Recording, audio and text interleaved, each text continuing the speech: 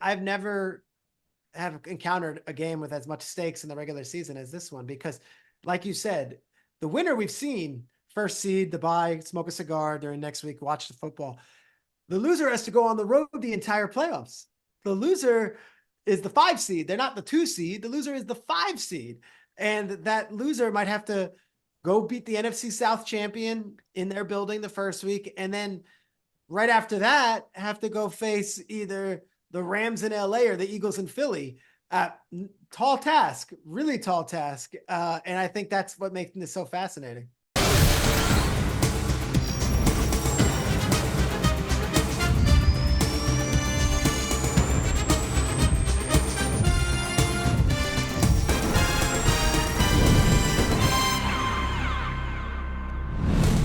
Welcome to the NFL on Fox podcast presented by Verizon. The NFL powered by Verizon 5G. Welcome to the first show of 2025. Hope you had a happy new year. Welcome to the last show of the regular season because it's the Week 18 preview. One last round of games to get through before the postseason begins, and it's a doozy. We got a lot to look forward to. Even with the playoff field looking relatively full, how could you not be excited when one of the most anticipated regular season games in history is the nightcap for Week 18? Of course, I'm talking about Lions versus Vikings, one of the biggest regular season games ever. Still got a couple division titles up for grabs. The AFC North will be decided on Saturday. The NFC South also needs to be settled. Lot to get to. This week could shape the MVP race. Storylines galore. One last week of the regular season, and what better way to kick it off? We touched on all of this stuff with our guy, Peter Schrager, who helped me go through the main storylines heading into Week 18 as we get set for the playoffs. Check it out. All right, Peter, we made it, man. It's Week 18. It is the end of the regular season. I'm not going to call it a formality because there's still a lot to play for a few of these teams, but for the most part, I'm impressed. I'm surprised by how set everything looks. I mean, the seeding is still there to be determined, but we got 12 of our 14 playoff teams. There's not a whole lot of uncertainty left, which I think sort of vibes with the theme of this season of just a lot of really good teams and maybe more bad teams than we're used to in a given year. At the top, it's been exciting, and it kind of figured itself out for the most part, besides the Minnesota-Detroit situation in the NFC. But we have our 2 seeds. We know that we have a 1 seed in the AFC locked up. That's been locked up for 2 weeks, as if you go into week 17 and 18. But the bottom, usually it's this mad chase for the wild card, and in the hunt column, it's 11 teams. There's none left. It's like a freakish loss by the Broncos to the Chiefs backups then opens up a door. But for the most part, we're set across the board. It's going to be one of those 2 NFC South teams as the division winner.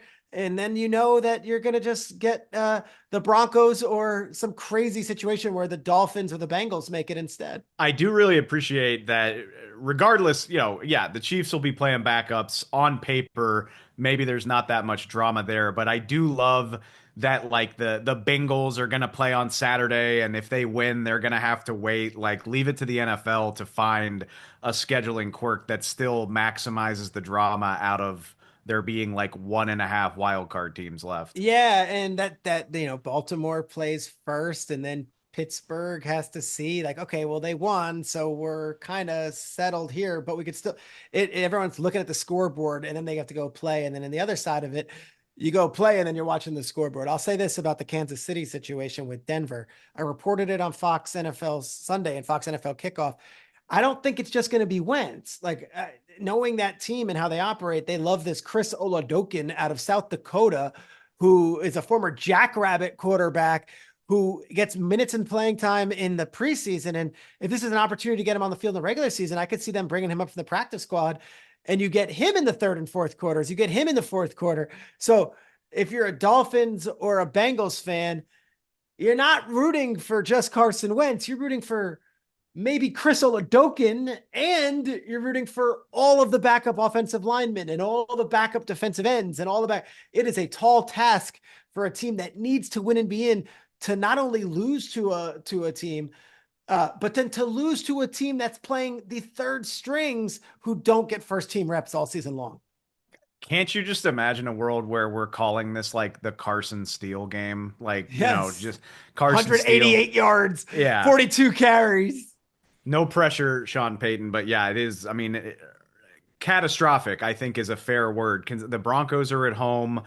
Chiefs are not interested in playing their consequential players. I mean, this should be a done deal, but it is the NFL, and the Bengals and Dolphins will just be sitting there praying that they get the door just slightly cracked open. All right, but we're moving down the line because let's make sure we give proper credence and proper respect to the best regular season finale of all time, I think. Yeah. Like I don't think that's a stretch to say. This is the highest combined win total for a regular season matchup in NFL history. The 14-2 Vikings, the 14-2 Lions, number 1 seed in the NFC. Loser gets to go on the road to open the playoffs, doesn't get a bye.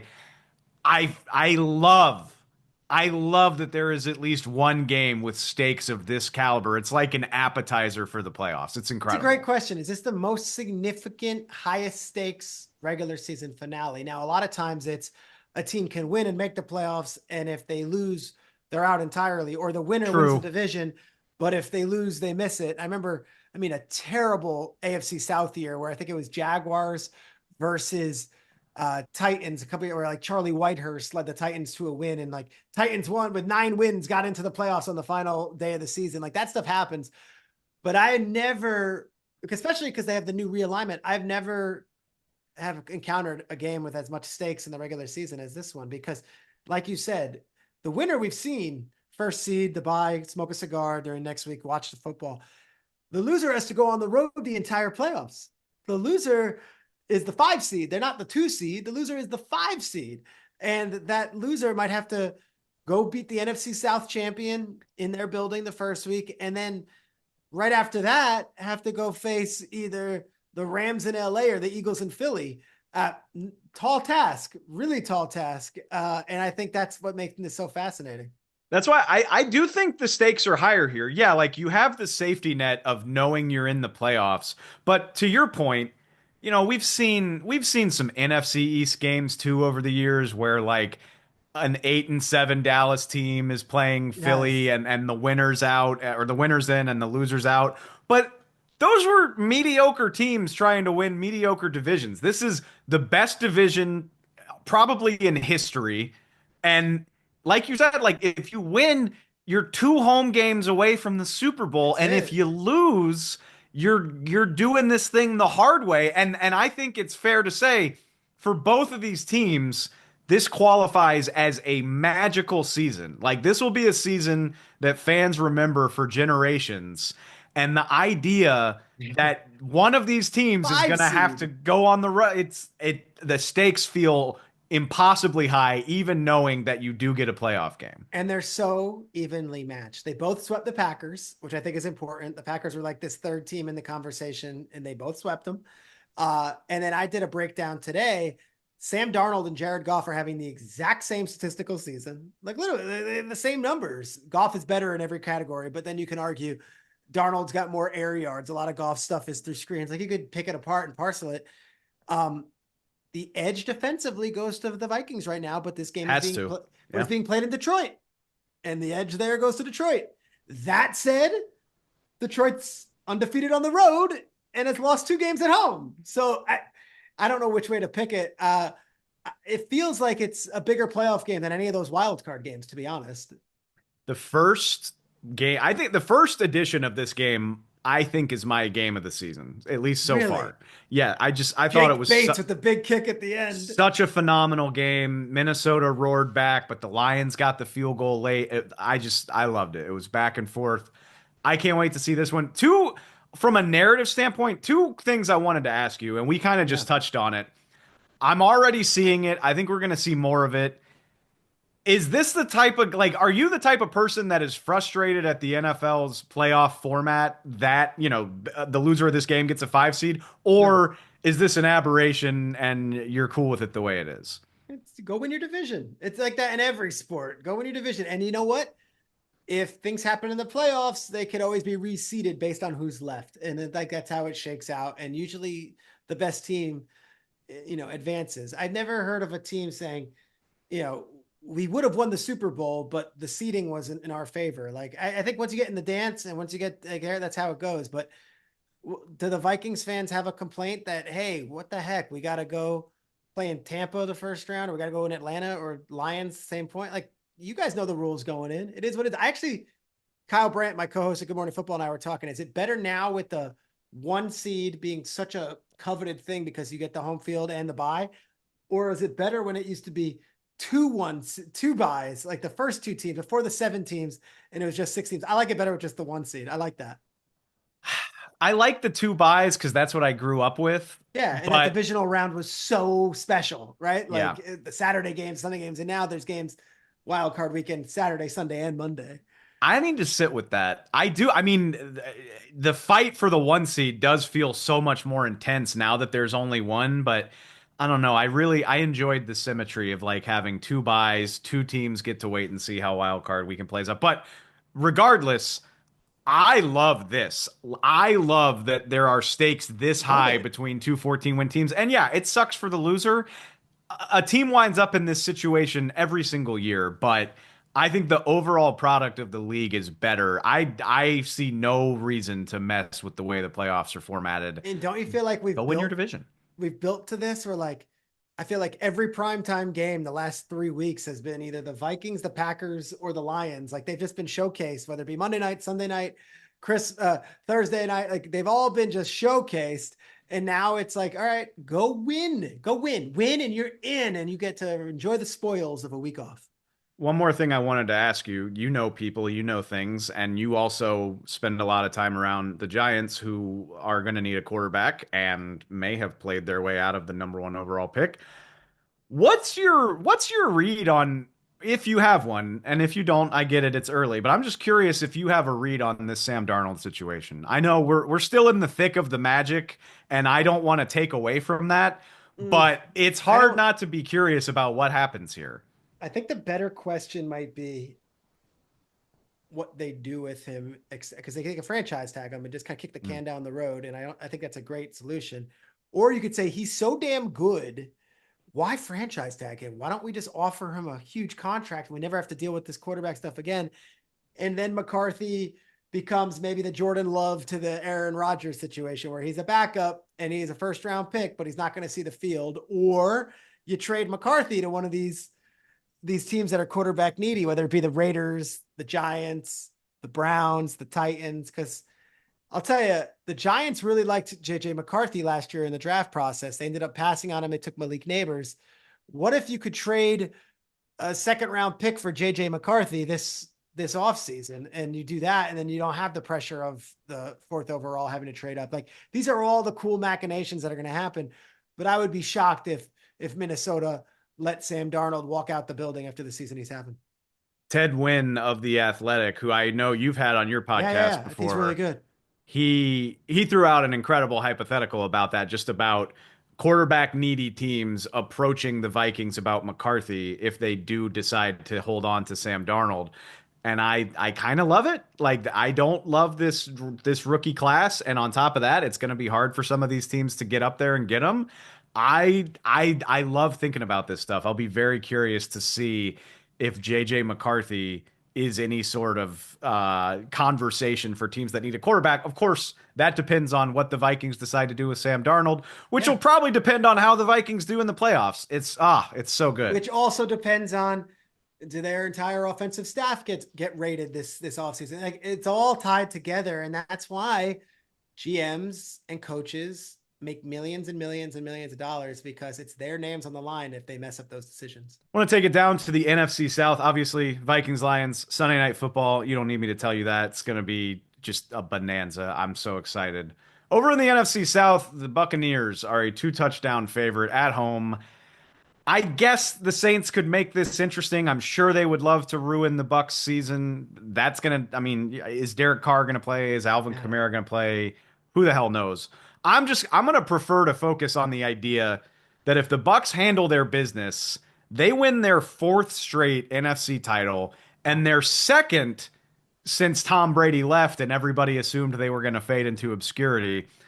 But here's my thing that I want to talk about, Peter, is for all of that and for all of the accomplishments, I don't feel like the Bucs get the cachet or the Yeah. respect that they deserve. I mean, Todd Bowles has been everybody's favorite coach to get fired midway through the season for 2 years now. Yeah. And he might wrap up his second straight division title. On top of that, he might have his second straight offensive coordinator land a head coaching job, True. Liam Cohen after Dave Canales.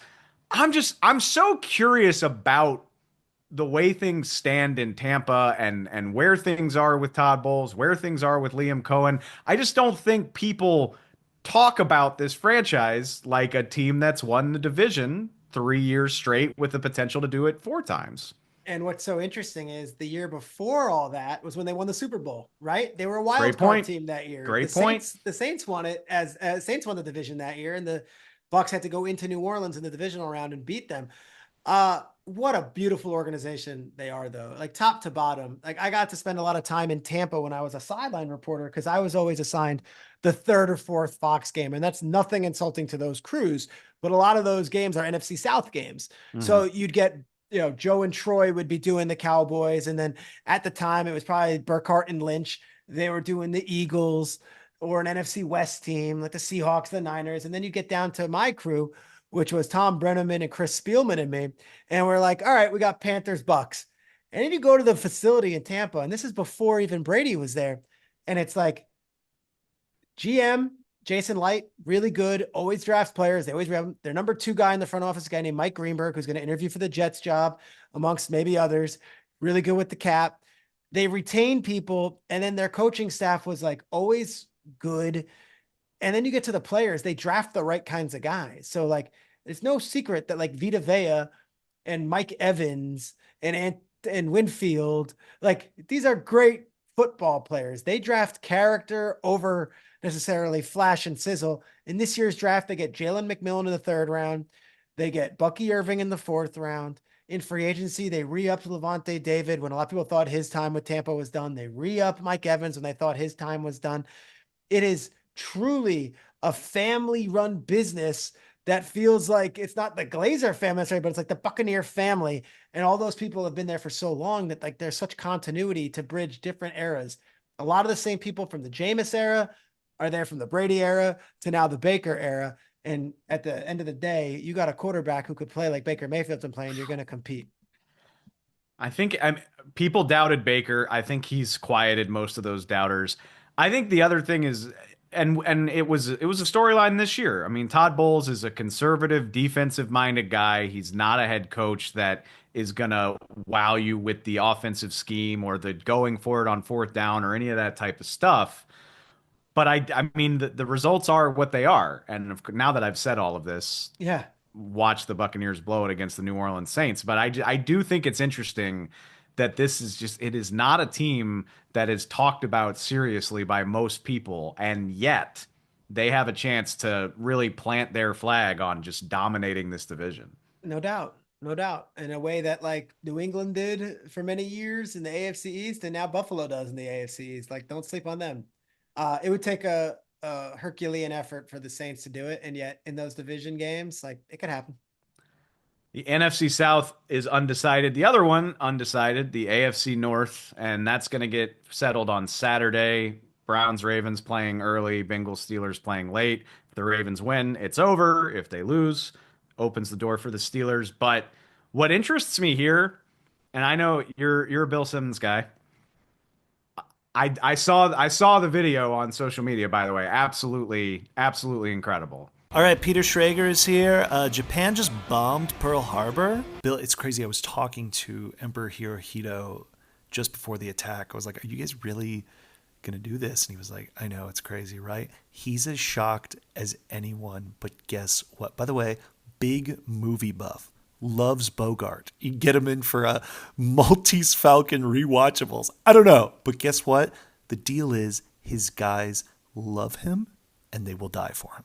ultimate compliment or insult, being mocked by some random guy who does a spot on impression of me. And here's what I'll tell you. A spot on an impression that good is an act of love. It is an act of like It was love like and Frank respect. Caliendo just did it. I don't even know the guy who did it, but there's an impression of me done this today that I had to retweet of my appearances of me sniveling up to some coach, being an ass kiss, whatever. But the voice is almost so spot on that I was like, did they record my voice and just dub it? I don't know. An impression, you can only get somebody's like mannerisms and stuff down that good if you admire them and like the work that they do. So here's my Bill Simmons take for this series of games, and it's about the MVP race. Yeah. So Lamar Jackson has to play because he's got to ensure that the Ravens win the division. You get the home playoff game, all of that stuff.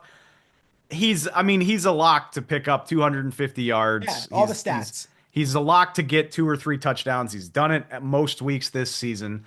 Meanwhile, the Bills do not have anything to gain. They do not have anything to lose. They're locked in at number 2. I would be surprised if Josh Allen plays a ton against the New England Patriots.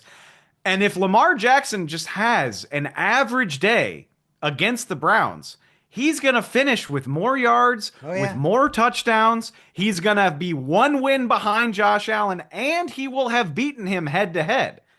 So I'm sitting here thinking, like, if Lamar plays and plays well and wins this game, I think that it should be a big feather in his cap in the MVP race, even though you could argue Josh doesn't have to play because the Bills have had the better overall season. But that's my conspiracy take is like Lamar will have the better numbers. They'll have the head-to-head. I think this matters. I think this matters, and I feel like nobody else is talking about it. Yeah, it does matter. And I also made the case a couple of weeks back looking ahead to the schedule, and this is before they were added another lone window Saturday game. Lamar played on Christmas with the entire country watching. He played on a Saturday against the who'd they play Saturday afternoon? They played Pittsburgh on Saturday. They played Houston on Christmas. Yeah. Yes. So those are 2 lone window games where Lamar was the best player in the universe that the entire country was watching and not distracted. Meanwhile, Josh Allen was in a nail biter with the Patriots 2 weeks ago and then played against a Jets team that didn't even want to be on the field. So it doesn't, the eyeballs are different.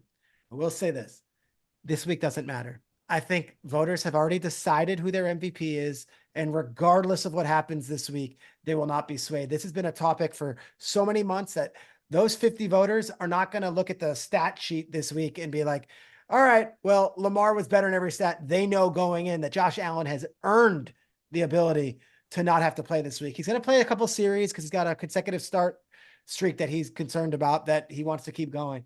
But I think it's fascinating. I think if you're a voter and you're still not decided, this week will not matter. Even if Lamar has a Herculean effort and wins the division because of his ability, I think most voters have already decided in their minds.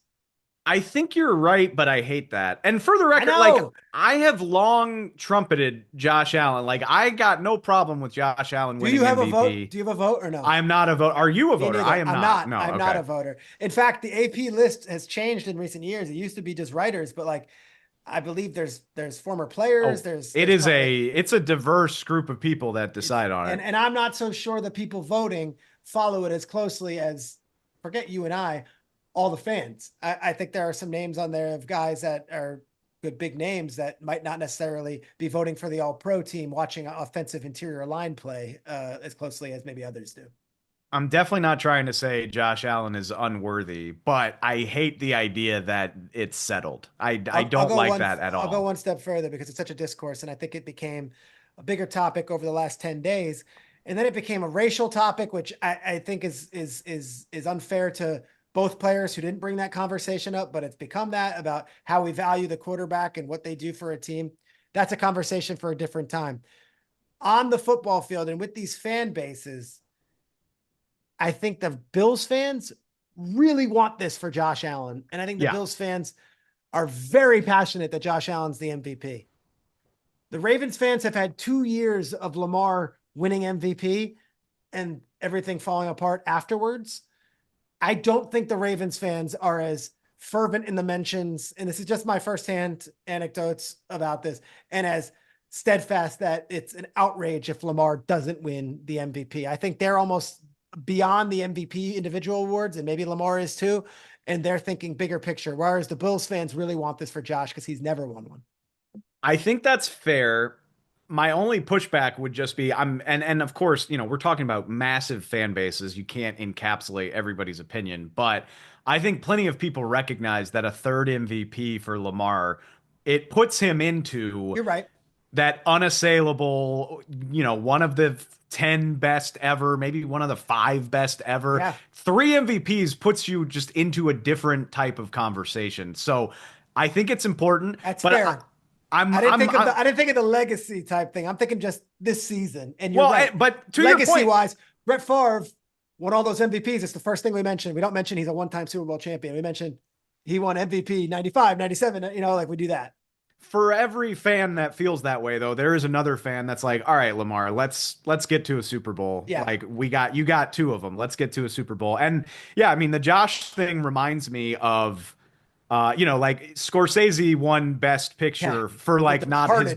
He won it for not his best movie. Eventually, you're just like, all right, let's make sure this guy gets an MVP, and that's okay. It's not to say that Josh Allen would be an unworthy winner, but like I said, I hope people are keeping an open mind until every regular season game has been played. That's my big thing. That's my soapbox for the week.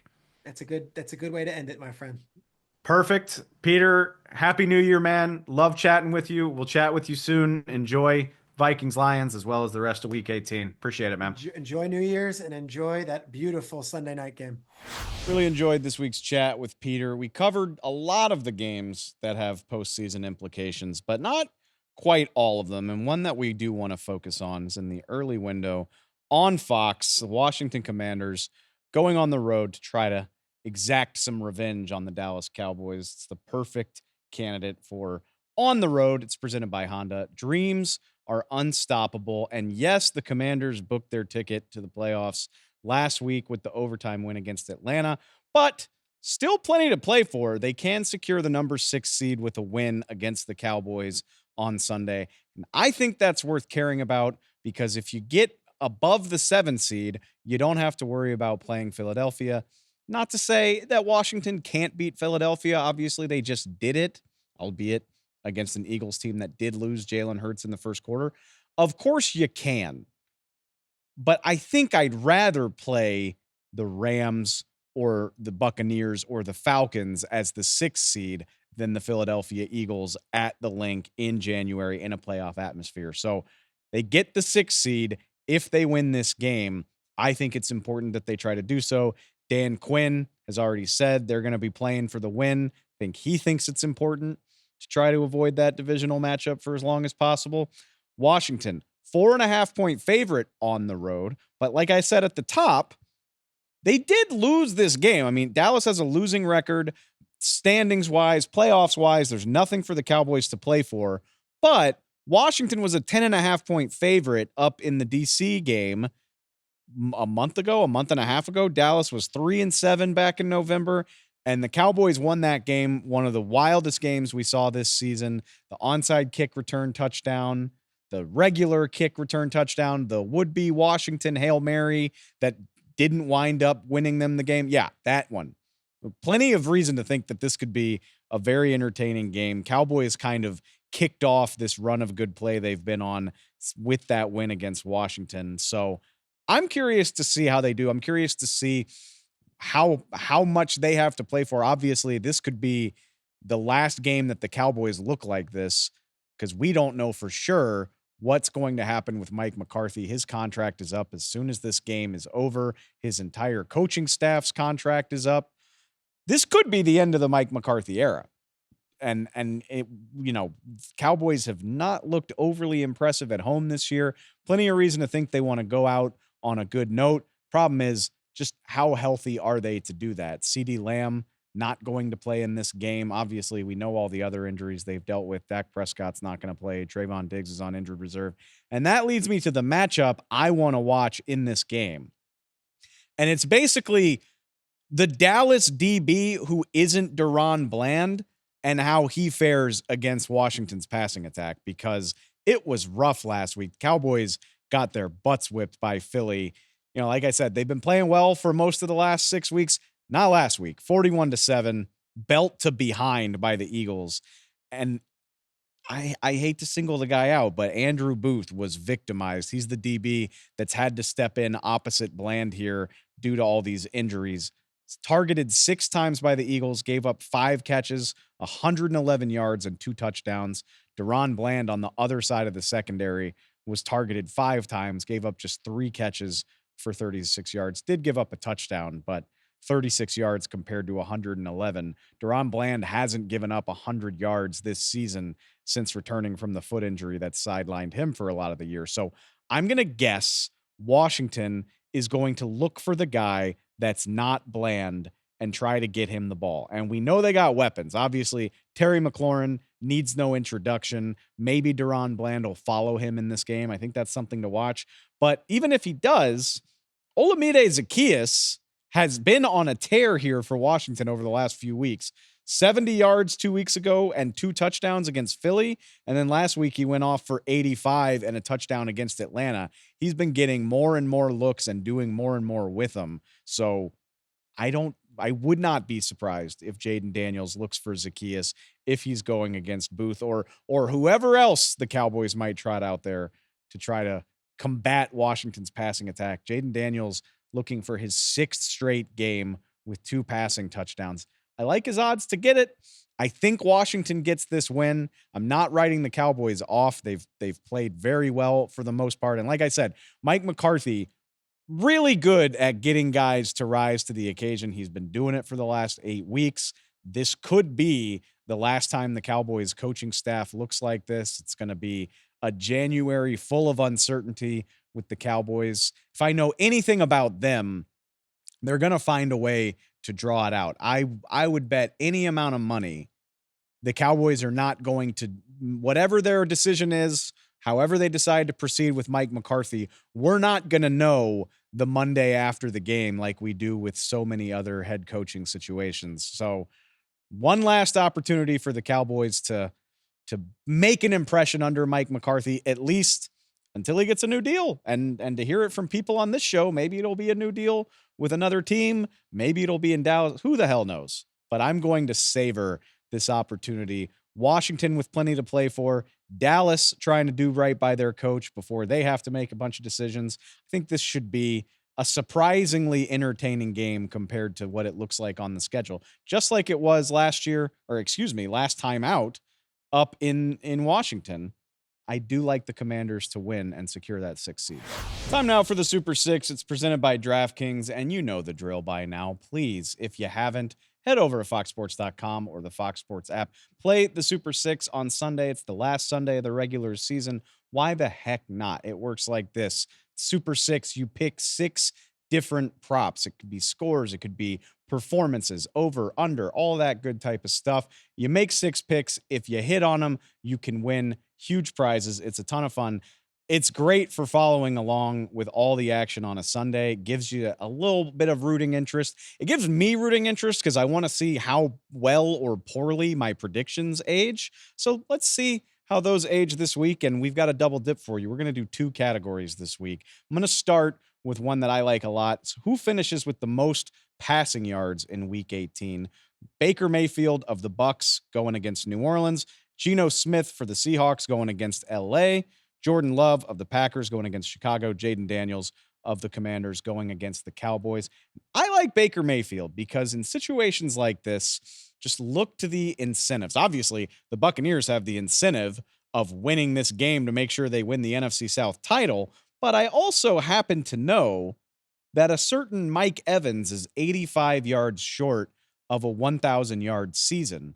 And I also know that is very, very important to the people in the Bucs organization. Mike has never finished with fewer than 1,000 passing yards. I think the Bucs are going to feed him the ball. I think they're going to air the ball out. This is a banged up Saints team, injuries galore. Baker Mayfield quietly, not quite putting up Joe Burrow numbers, but very quietly heading for a 4,500 yard season as a passer. He's on pace for 4,500 yards. I'm going to guess he finishes this game with at least one touchdown, which would give him 40 passing touchdowns for the year. Guy doesn't exactly need incentive to chuck the ball around, but I think he's got it in this game. And I like him against the Saints at home with a playoff spot on the line. I think he's going to throw for quite a few yards. I like that. And speaking of which, let's just keep it all Bucs, because our next one is who finishes with the most scrimmage yards on Sunday. Would it be Josh Jacobs of the Packers against Chicago, Bucky Irving of the Bucs against the Saints, Devon Achane of the Dolphins going against the New York Jets, or Rico Dowdle of the Cowboys going against the Commanders? I like Bucky, to be honest with you. Bucky Irving, the rookie sensation for Tampa. He's, again, quietly, like we talked about with Peter earlier, I think the Bucs are flying under a lot of people's radar. Over the second half of the season, Bucky Irving is averaging 18 touches per game. And if you don't include his game against the Raiders when he exited with a back issue, it's 20 touches per game. They give him a heavy workload. He's gone over 100 rushing yards in 3 of his last 5 games. Last week against Carolina, he had a career best 77 receiving yards. He's a do-it-all kind of guy. And I mentioned a banged-up Saints team. They've allowed 404 and 388 total yards in their last 2 games out. They're banged up. They're ready to get to the finish line. Maybe Derek Carr plays, but I lean toward thinking a rookie quarterback is going to start for the Saints, which means if the last couple weeks have been any indicator, I don't think the Saints offense is going to stay on the field.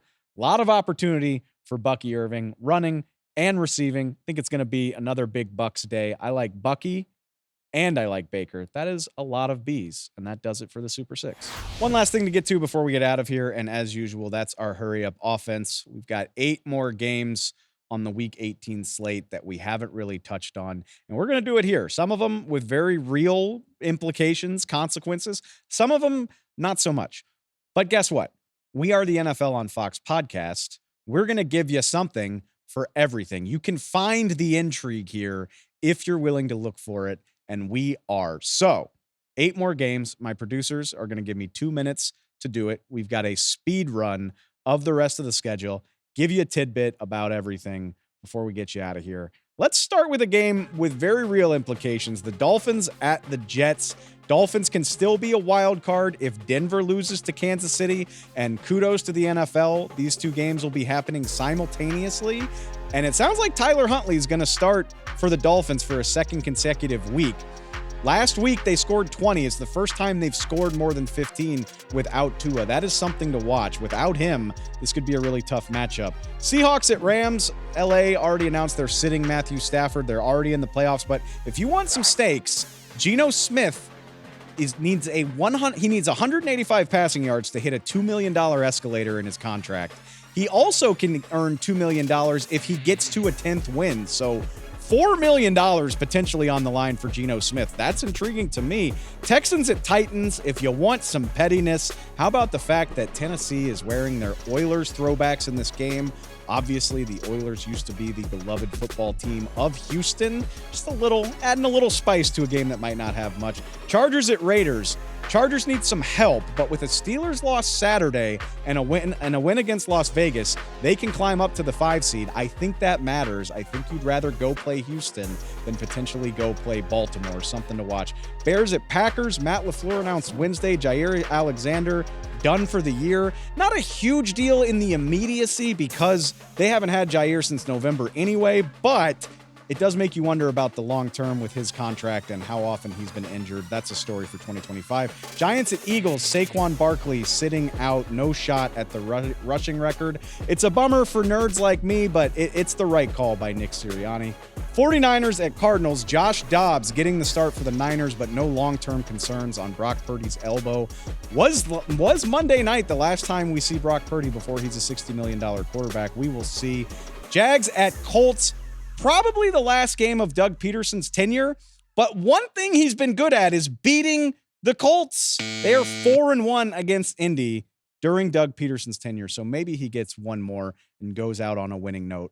I would guess that is the end of his time in Jacksonville, though. We will see right after week 18, and we will be back on the other side of the weekend. We'll have recaps, we'll have insights, analysis from every game. We will finally have the full playoff picture. We'll know the schedule for Wild Card Weekend. Based on previous history, we might even have some updates on the coaching picture. I believe it was the Falcons who made a coaching change on Sunday night during week 18 last year. So I'm going to guess we'll have some breaking news. We'll be able to react to the playoff picture. We got so much coming your way, and it'll be in your feed on Monday. So make sure you're subscribed. Go find us on Spotify, on Apple Podcasts, wherever you prefer to get your pods. That's where we will be. And the next time we talk, we will have the bracket. We will be able to look forward to Wild Card Weekend. I can't wait. I hope you have a great weekend. I'll chat with you soon. As always, I appreciate it.